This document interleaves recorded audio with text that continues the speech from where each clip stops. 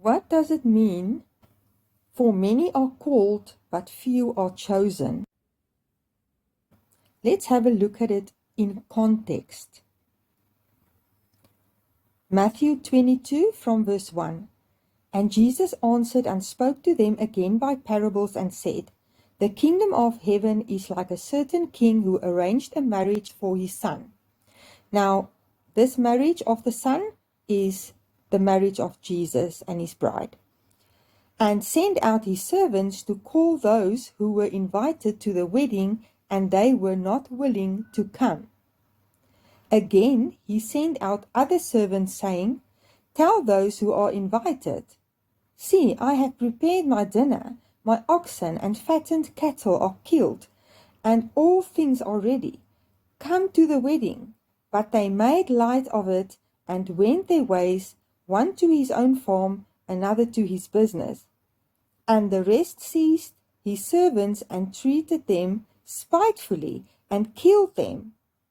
But when the king heard about it, he was furious, and he sent out his armies, destroyed those murderers, and burned up their city. So if we look at this passage in context, we can see that Jesus invited everyone. He did not only invite a few chosen ones, he invited everyone.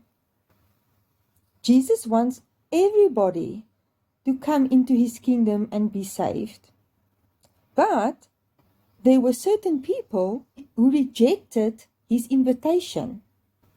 Some even seized and killed his servants, who he sent out to invite them. So everyone was called, but not everyone wanted to come. And God cannot choose and use you if you reject his invitation. Let's read on from verse 8. Then he said to his servants, The wedding is ready, but those who were invited were not worthy. So what Jesus is saying here is that he did invite them, but because they rejected his invitation, they are no longer regarded as worthy. Verse 9, Therefore go into the highways, and as many as you find, invite to the wedding. So those servants went out into the highways and gathered together all whom they found, both bad and good, and the wedding hall was filled with guests. So Jesus didn't only invite the good ones, he called both bad and good. And those who accepted his invitation, they got chosen. Verse 11, But when the king came in to see the guests, he saw a man there who did not have on a wedding garment. Now this referred to people who tried to get into the kingdom another way and not through Jesus. Remember, Jesus is the only way to God. So the people who try to get into the kingdom another way, like the Jews, they think that if they practice their Jewish religion and believe in God, but bypass Jesus, that they can still enter the kingdom.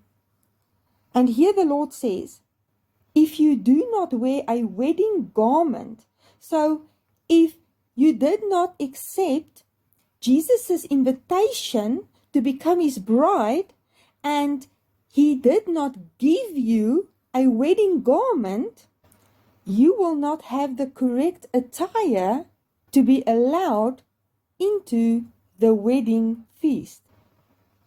Verse 12.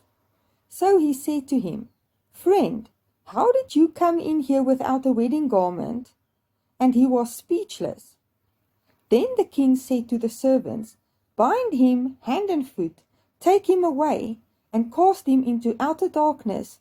There will be weeping and gnashing of teeth. For many are called, but few are chosen. So Jesus wants everyone to be saved. He is calling everybody. But if you either refuse his invitation or try to get into the kingdom another way except through Jesus, you will be thrown out. You will not be allowed to enter, and God cannot choose you or use you for his kingdom if you did not accept his invitation and received a wedding garment from Jesus, which gives you access to attend his wedding. So God never only predestined a few to be saved. He called everybody, but only those who accepted Jesus' invitation, only those ones were chosen because they qualified for the task.